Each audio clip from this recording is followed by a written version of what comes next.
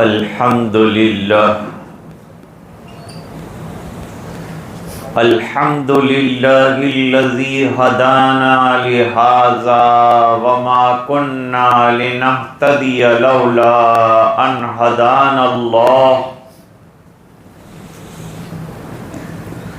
لقد جاءت رسل ربنا بالحق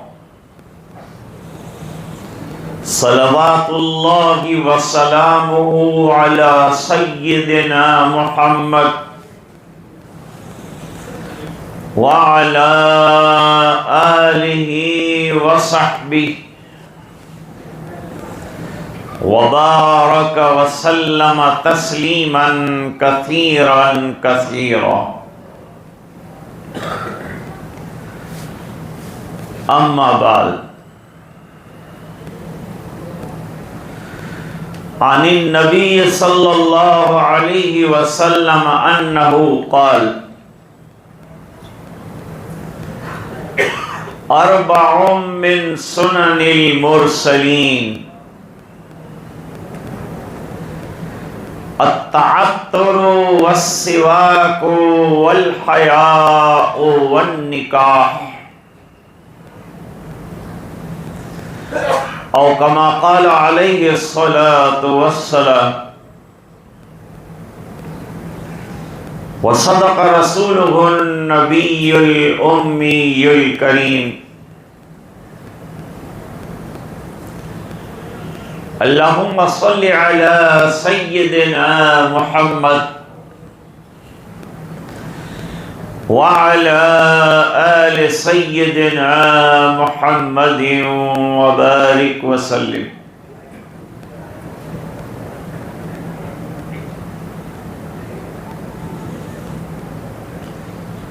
اس مسجد کا نام عزیزیہ مسجد.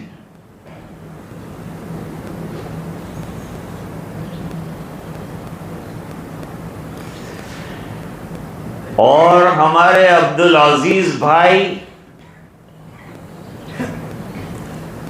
انہوں نے ہمارے بھائیوں کی سہولت کے لیے، پہلے بہت تنگ تھی یہ مسجد، محنت کر کے اس مسجد کو بڑا آرام دہ اور وسیع بنا دیا.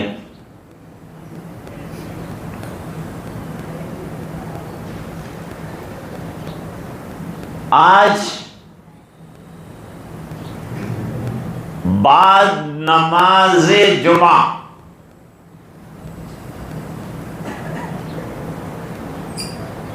عبدالعزیز بھائی کی بڑی صاحبزادی کا عقد ہے.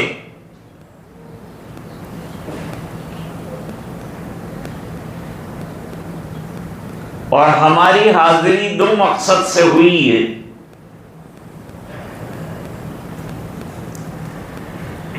ایک مقصد تو یہ ہے کہ ہم جمعہ کا دوگانہ ادا کریں،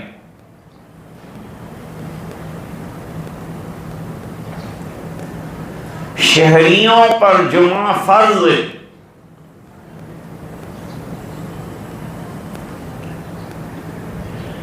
اس لیے حدیث شریف میں فرمایا کہ، اور قرآن کریم میں بھی فرمایا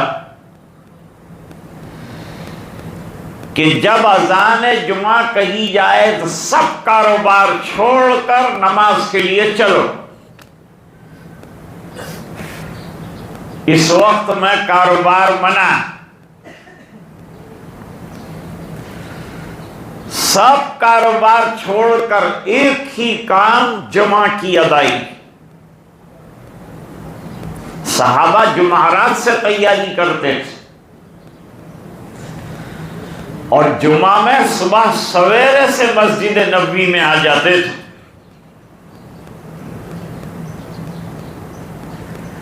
جب میں حاضر ہوا، دیکھا مسجد بھری ہوئی ہے تو دل کو خوشی ہوئی کہ بے فضلہ تعالی اذان سے پہلے آپ حضرات تشریف لے آئے.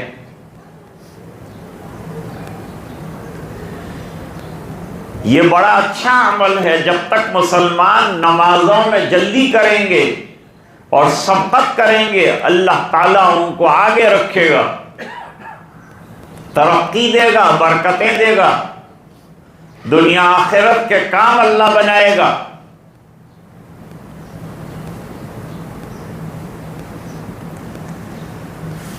اب چونکہ بعد نماز جمعہ عقد بھی تھا تو اسی مناسبت سے میں نے آپ کے سامنے ایک حدیث پڑھی ہے. یہ حدیث میرے والد صاحب ہر نکاح کے موقع پر پڑھتے،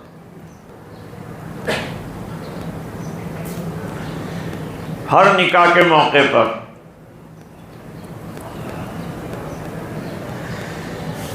پہلی بات یہ سمجھیے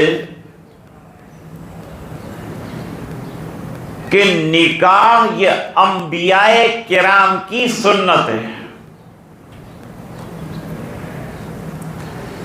تمام انبیاء کرام کی نکاح کرنا سنت.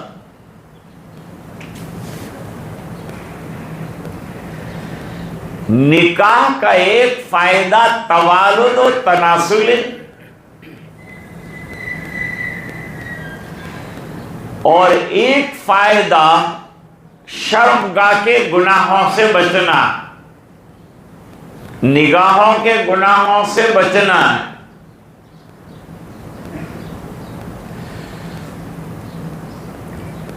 اگر شادی کو آپ آسان بنائیں گے تو زنا مشکل ہو جائے گا، اور اگر شادی کو مشکل بنائیں گے تو زنا آسان ہو جائے گا. تو شادیوں کو آسان بناؤ،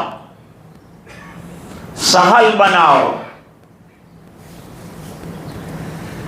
حدیث شریف میں فرمایا ان اعظم النکاح برکتا ایسرہ معونہ، بڑی برکتوں والا نکاح وہ ہے جس کے اندر خرچہ کم کیا گیا. کم خرچے کا کیا مطلب ہے؟ کم خرچے کا مطلب یہ ہے کہ جو ضروری اخراجات ہیں وہ کرنے ہیں، غیر ضروری نہیں کرنے. جیسے گانا بجانا، میوزک کا انتظام کرنا، میوزک پارٹیاں بلانا، ڈھول بجانا، بینڈ لانا، یہ سب بیکار.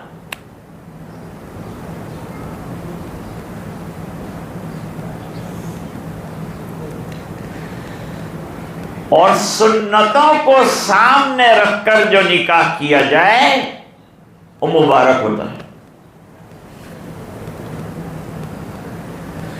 اکثر اور بیشتر ایسا ہوتا ہے کہ شادی والے دن میں دلہا دلہن نماز نہیں پڑھتے،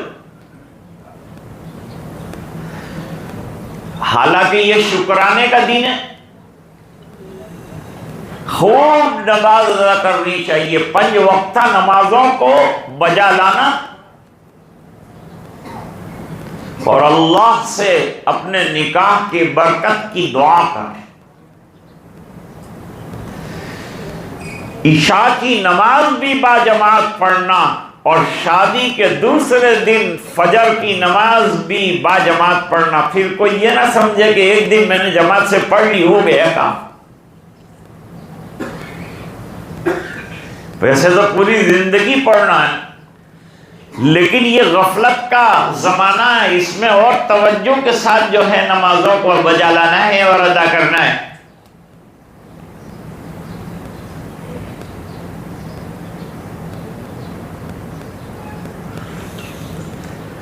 حدیث شریف میں ایک صحابی کا واقعہ آتا ہے، بخاری شریف میں اور روایت موجود ہے.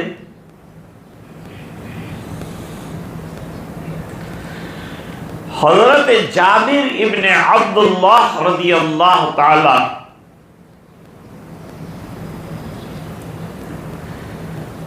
جلیل القدر نوجوان صحابی،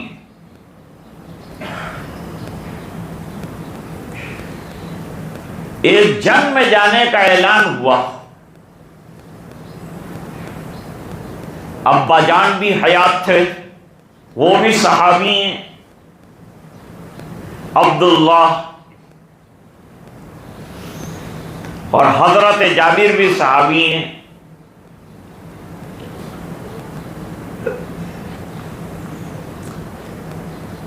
اب باپ بیٹے کے اندر جھگڑا ہوا پیسوں کا نہیں. آج کل باپ بیٹے میں جھگڑا پیسوں کا ہوتا ہے، مجھے کچھ نہیں دیا، اس کو دیا، اس کو دیا. یہ جھگڑا جنگ میں اللہ کی راستے میں جانے کا جھگڑا ہے. باپ کہے میں جاتا ہوں، بیٹا کہے میں شہید ہوتا ہوں. گلا کٹانے کا جھگڑا ہے، میں کٹواؤں کہ میں گلا کٹواؤں. سب مسائل کا حل سرکار کے پاس، حضور پاک صلی اللہ علیہ وسلم. ابا جان گئے حضور پاک کے دربار میں، جا کر عرض کیا یہ میرے کو جانے نہیں. کہتا ہے ابا تم آرام کرو، گھر سنبھالو، اتنی بہنیں ہیں میری، آپ کی اتنی بیٹیاں ہیں، آپ کی ذمہ داری ہے، آپ کی رسپانسبلٹی.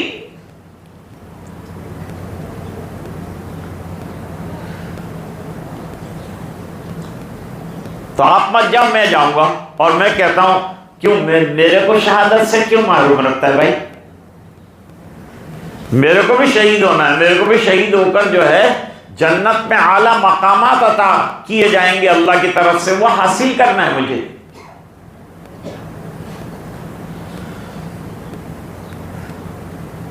یہ جھگڑا ہے، کتنا پاکیزہ جھگڑا ہے. سن کے آنکھوں میں آنسو آ جائے کہ مرنے کے لیے، اللہ کے راستے میں جان دینے کے لیے جھگڑا ہو رہا ہے باپ بیٹے کے در.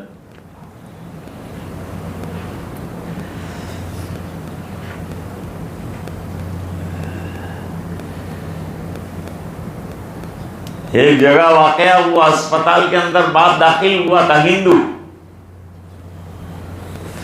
بیٹے کے پاس ٹائم نہیں تھا ابا جان کی خدمت کا. رات کو ایک مرتبہ آتا تھا، کچھ کھلاتا تھا، دوائیں دیتا تھا اور کہتا تھا کہ باجی ہوتا میں مری جاؤ، کئی کام نہ تھی دنیا کے اندر تمہارو، دنیا میں تمہارا کچھ کام نہیں، مر جاؤ، کیا فائدہ ہے، ہم کو خرچے ہو رہے ہیں، کہاں سے لائیں گے ہم، کہاں سے تمہارا علاج کریں گے، تم جلدی مر جاؤ، میں یہ انجیکشن دلوا دیتا ہوں آپ کو، آپ پہنچ جائیں.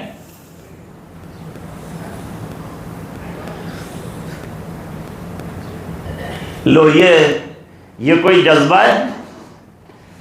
ماں باپ کے لیے تو خود قربان ہو جانا چاہیے. اس کی جگہ باپ کو موت کا انجیکشن دلانے کی بات کر رہا.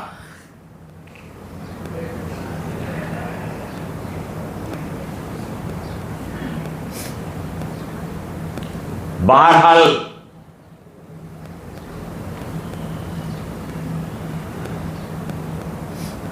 جابر ابن عبداللہ اور ابا جان دونوں پہنچے.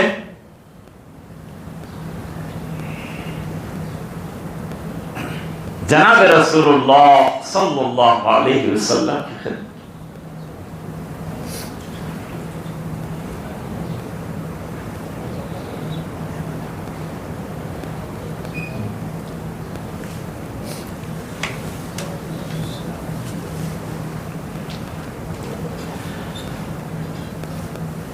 مسئلہ پیش کیا گیا.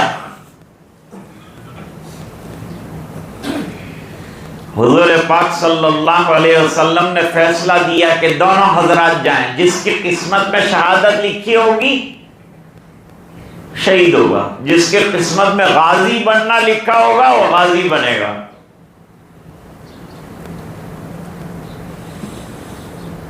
بات طے ہوئی.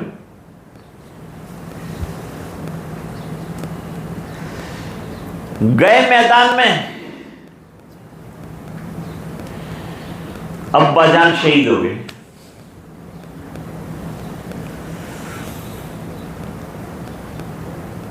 اب حضرت عبداللہ کی ایک قول کے مطابق 9 بیٹیاں تھیں، ایک قول کے مطابق 6 بیٹیاں تھیں. جو حضرات یوں کہتے ہیں کہ 6 بیٹیاں تھیں، وہ یوں کہتے ہیں کہ 6 کنواری گھر پر تھی اور 3 کی شادی ہو گئی، اس اعتبار سے 9 ہوئی، اور گھر پر تھی اس کے اعتبار سے 6 ہوئی۔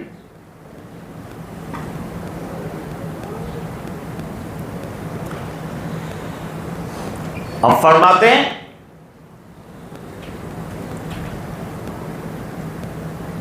حضرت جابر بھی لڑے، لیکن ابھی ان کی قسمت میں دین کی اور بہت سی خدمتیں لکھی تھی،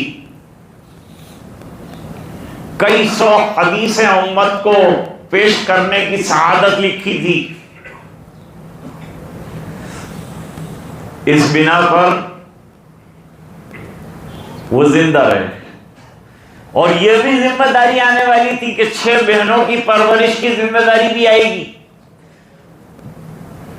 بھائی ماں باپ نہ ہو اور بہنیں ہو تو بھائیوں کی ذمہ داری ہے کہ وہ اپنی بہنوں کی پرورش کریں، ان کی شادیاں کریں، ان کو کھلائیں پلائیں، اچھے سے رکھیں، بہت بڑا ثواب ہے، اجر ہے بہت بڑا، اسے بوجھ نہ سمجھیں۔ اور رہ گیا یہ کہ بھئی کہاں سے لائیں گے اور کیسے کھائیں گے، یہ فکر آپ کو کرنے کی ضرورت نہیں، یہ فکر اللہ نے اوڑھی ہے۔ قرآن کریم میں اعلان کیا ہے، سانپ کماتا ہے، بچھو کماتا ہے، طوطا کماتا ہے، مگرمچھ کماتا ہے، شیر کماتا ہے، بھوکے رہتے ہیں کیا؟ شیر کو روزانہ 1 بکرا چاہیے، ہم 200 گرام گوشت کھا رہے ہیں، وہ 1 بکرا کھا رہا ہے، 1 ہرن کھا جا رہا ہے پورا۔ تو اللہ دیتا ہے کہ نہیں دیتا؟ یہ سب زندہ ہیں کہ نہیں زندہ ہے؟ کسی نے سنا کہ فلانا شیر بھوک سے مر گیا، فلانا سانپ بھوک سے مرا ہوا راستے کے اندر ملا؟ یہ پرندے روزانہ اڑ اڑ کر کہاں جاتے ہیں؟ اپنا رزق تلاش کرنے جاتے ہیں، اور کوئی بھوکا نہیں آتا۔ اللہ نے قرآن میں اعلان کیا، اور اللہ کا اعلان سچا ہے، اللہ کا وعدہ سچا ہے، دنیا والوں کے وعدے کا بھروسہ نہیں، اکثر جھوٹے ہوتے ہیں، الا ماشاء اللہ۔ فرمایا وَمَا مِن دَابَّةٍ فِي الْأَرْضِ إِلَّا عَلَى اللَّهِ رِزْقُهَا وَيَعْلَمُ مُسْتَقَرَّهَا وَمُسْتَوْدَعَهَا كُلٌّ فِي كِتَابٍ مُبِينٍ۔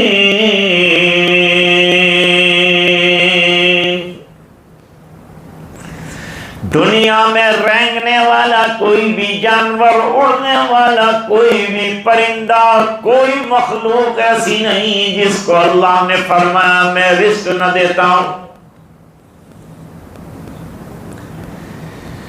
اب کسی کو سوال ہوگا کہ تو پھر ہم کام کا چھوڑ دیں، بیٹھ جائے گا۔ اللہ نے یہ بھی نہیں فرمایا کہ گھر بیٹھ جاؤ، تم اپنے حساب سے ہاتھ پیر مارو، ملے گا وہ جو میں نے لکھا ہے۔ دیکھو ایک بات سمجھاؤ، روڈ کے اوپر جو کام کرتا ہے، رولر گھماتا ہے، جھاڑو دیتا ہے، اس کو اتنا پسینہ بہاتا ہے تو 10,000 روپے، اور دوسرا اے سی کے اندر بیٹھ کر آفس میں بیٹھ کر 2 سگنیچر کرتا ہے تو شام کو 1,00,000 روپیہ ملتا۔ اس کی قسمت یہ ہے، اس کی قسمت وہ ہے۔ تو فرمایا توکل کا مطلب یہ نہیں ہے کہ آدمی جو ہے محنت نہ کرے، محنت تم کر لو اور دے گا اللہ جو مقدر میں ہوگا۔ دوسرا جواب ایک اور بھی سنو، کسی کو اتنا اللہ پر یقین آ جائے جتنا کہ پرندوں کو اللہ پر یقین ہے۔ پرندے اپنے گھونسلوں سے خالی پیٹ جاتے ہیں اور شام کو پیٹ بھر کر آتے ہیں۔ سرکار نے فرمایا کہ اتنا یقین اللہ کی ذات پر اگر کسی کو ہو جائے نا تو اللہ اس کے گھر میں رزق پہنچے۔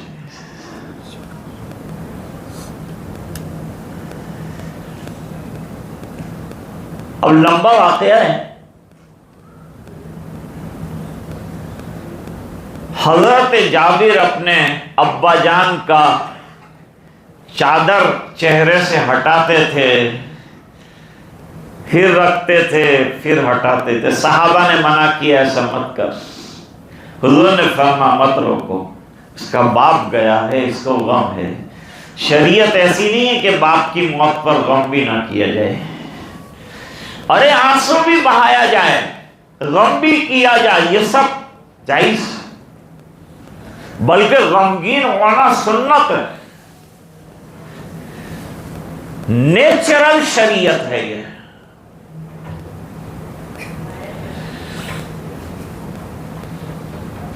پھر حضور نے فرمایا روتا ہے بیٹا جابر،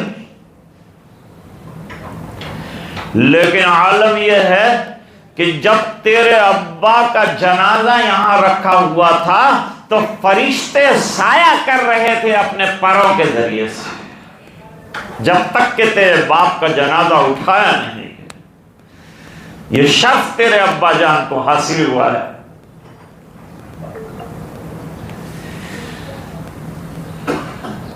اب گھر گئے، 6 بہنیں بلک بلک کے رو رہی ہیں ہمارا باپ چلا گیا.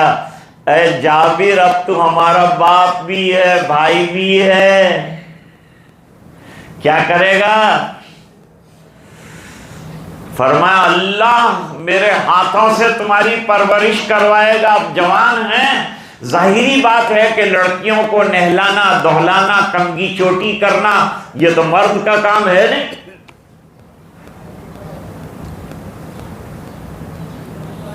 تھوڑی دیر کے لیے اس واقعے پر میں پردہ ڈال دیتا ہوں، ایک اور واقعہ ساتھ ذکر کرتا ہوں. ایک اور جنگ کے موقع پر حضرت جابر رضی اللہ تعالیٰ عنہ جنگ ختم ہو گئی، حضور موجود تھے صلی اللہ علیہ وسلم.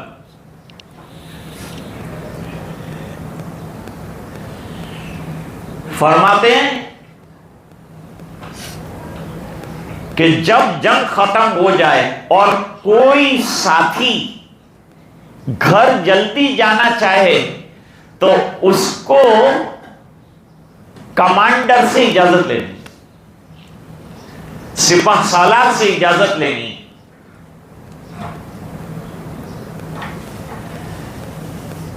تو حضور صلی اللہ علیہ وسلم کی خدمت میں حاضر ہوئی.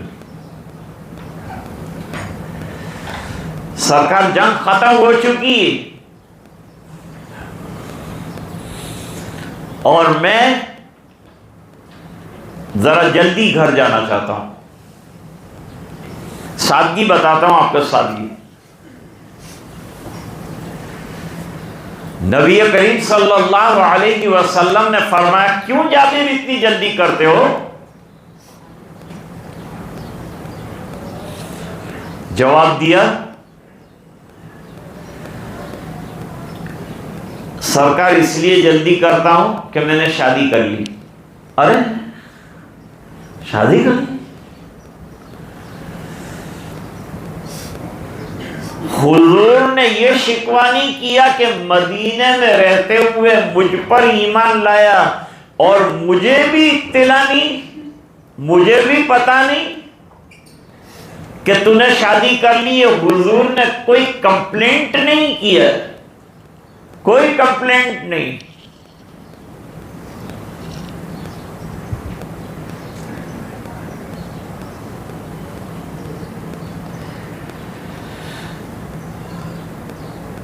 تو شادی کر لی بڑی مبارک ہو، لیکن حضور نے ایک سوال پوچھا کہ کنواری سے شادی کی کہ شوہر دیدہ سے کی؟ اور بیٹا اتنی جلدی کیوں کی شادی کرنے میں؟ جواب دیا کہ حضور میرے ابا جان جب شہید ہوئے تو 6 بیٹیاں گھر میں چھوڑ کر گئے اور کمانے والا اکیلا میں ہوں. اس بنا پر میرا کام یہ ہے کہ ان کی پرورش کروں.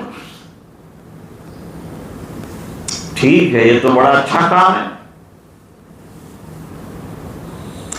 اب حضور یہ جو 6 بیٹیاں ہیں، 6 بہنیں ہیں میری، ان کو کمانا کھلانا یہ تو الگ بات ہے، لیکن روزانہ ان کی صفائی ستھرائی، نہلانا دہلانا، چھوٹی بھی ہے بچیاں، اس کے لیے گھر میں کوئی خاتون چاہیے۔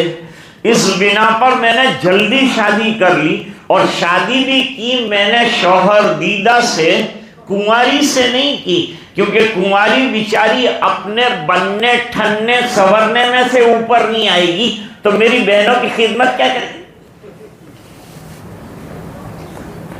نئی دلہن کو شوق ہوتا ہے کہ میں بن ٹھن کے رہوں، منع بھی نہیں ہوئے بن ٹھن کے، شوہر کے لیے بننا ٹھننا کوئی بات نہیں، غیر شرعی بناؤ سنگار نہ جائز، شرعی بناؤ سنگار جائز۔ اور جو شوہر دیدہ ہوتی ہے، طلاق یافتہ ہوتی ہے، وہ تجربہ کار ہوتی ہے، اس نے دنیا دیکھی ہوتی ہے، اس بنا پر اس کے پاس ایکسپیرینس ہوتا ہے، اس کے پاس تجربہ ہوتا ہے، اس تجربے کے اعتبار سے وہ جو ہے وہ بچیوں کی خدمت کر سکے گی، نہلا سکے گی، دہلا سکے گی۔ تو حضور نے برکت کی دعا کی، یہ شکوہ نہیں کیا کہ مجھے اطلاع نہیں دی، میرے پاس کارڈ نہیں آیا، مجھے انوائٹ نہیں کیا، اور کب تیرا ولیمہ ہوا اور کب کیا ہوا کچھ پتہ نہیں۔ اتنی سادگی کے ساتھ حضرت جابر رضی اللہ تعالیٰ عنہ نے نکاح کر لیا، اور حضور نے شکوہ نہیں کیا، بلکہ اور جو ہے مبارکباد پیش کی۔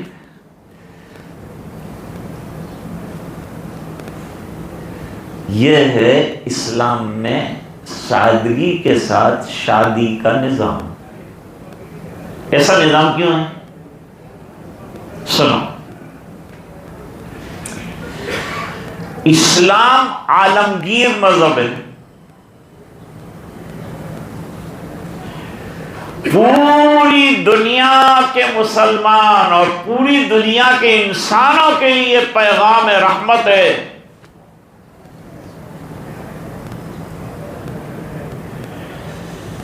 جب ظاہری بات ہے کہ عالمی درجے کا یہ پیغام ہے اور عالمی درجے کا دین ہے، تو اس کے قواعد اور اس کے قانون جو ہوں گے وہ بھی عالمی پیمانے کے ہوں گے، عالمی درجے کے ہوں گے۔ اور عالم میں خالی مالداری جو ہمیشہ نہیں رہتے، یہاں غریب بھی زیادہ رہتے ہیں، یہاں غربا زیادہ ہیں، مالدار کم ہیں۔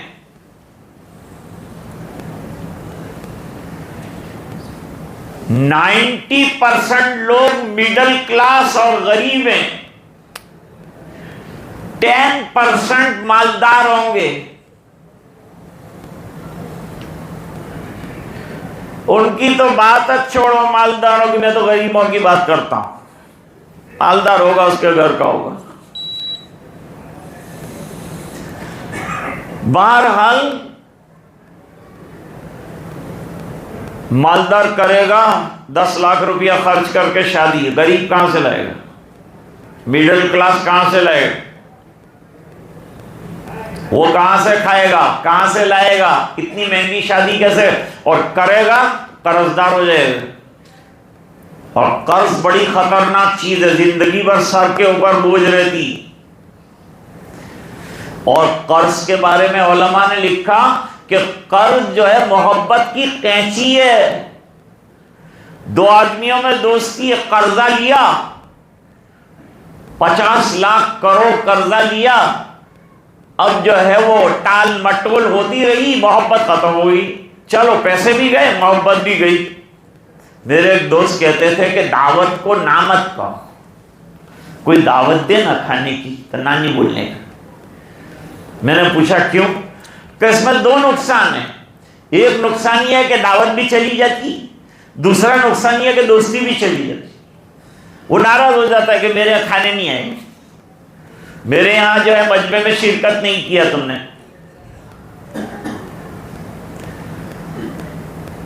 اور ایک بات اور سنو، دعوت کا قبول کرنا سنت ہے. جب تک دعوت میں کوئی خرافات نہ ہو دعوت کا قبول کرنا سنت ہے. اور مجھے معاف فرمائیے، کھانے کی دعوت سنت ہے تو دین کی دعوت بھی ضروری ہے.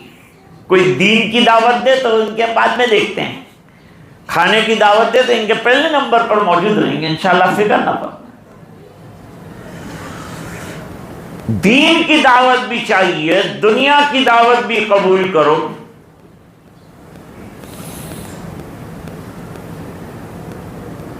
تو جب اتنا بڑا ماس ہے ہمارا، پوری دنیا میں کروڑ ہا کروڑ لوگ ہیں اور یہ 5 انگلیاں برابر نہیں ہیں، تو ہر ایک کو شادی کی ضرورت ہے.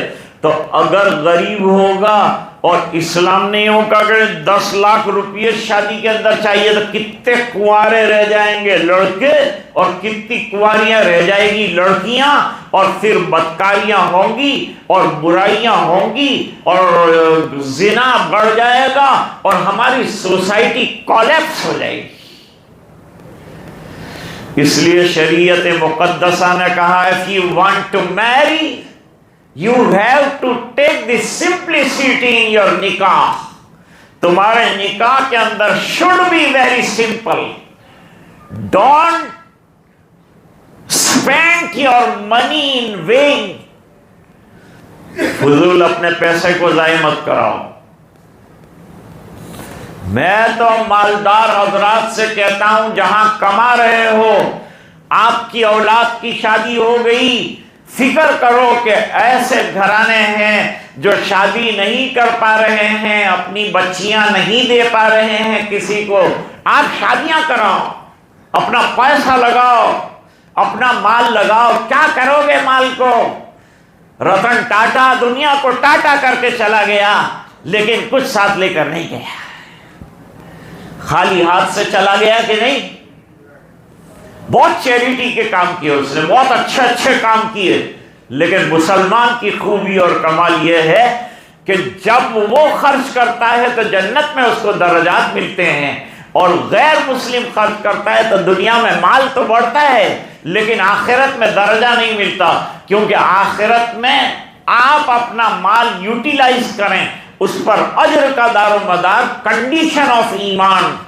with the condition of ایمان you have to spend the money, you get the ajr in the آخرہ. آخرت کے اندر اللہ تعالیٰ اجر عطا فرمائے. خیر 1 بج گیا ہے. آج اس وقت جو ہے شادی کا نظام بھی ہے، بہت زیادہ مجمع بھی ہے، اوپر بھی لوگ گئے ہیں، پھر کھڑے بھی ہیں، سائیڈ میں بھی جو ہے سب بھر گیا. الحمدللہ عزیز بھائی کی محبت کی وجہ سے اور ان کے تعلق کی وجہ سے. یہ کھانا اصل نہیں ہے. اکثر میں گیا ہوں شادیوں میں تو میں نے یہ دیکھا کہ جہاں کھانا ہے وہاں مجمع ہے، اور جہاں نکاح ہے وہ 2-4 بڈھے بیٹھے. میں نے کہا باقی حضرات کہاں گئے؟ تو کھاوا بہلا. ایک جگہ میں گاؤں میں گیا نکاح پڑھانے، تو جب وہاں پہنچا تو وہ مجمع جہاں کھانا لوگ کھا رہے تھے وہاں میں پہنچا. مسجد دور تھی ذرا. میں نے وہ مجمع میں پوچھا کہ بھئی نکاح کہاں چھے؟ کہ نکاح تو خبر نہ تھی، کھاوان وہیاں چھے خبر چھے. اصل عقد میں شامل ہونا. یہ ابھی جو نماز کے بعد جو نکاح ہوگا نا، یہ عقد ہے، اس میں شامل ہونا سنت ہے، اور مسجد کے اندر نکاح کا ہونا بھی سنت ہے. تو سب حضرات شامل بھی ہوں اور دعا بھی کریں کہ اللہ تعالیٰ نکاح کو مبارک فرمائے، باعث خیر و برکت بنائے، اور اللہ تعالیٰ دلہا دلہن کو خوش رکھے اور اچھی زندگی ایمانی روحانی نصیب فرمائے. وآخر دعوانا ان الحمد للہ رب العالمین.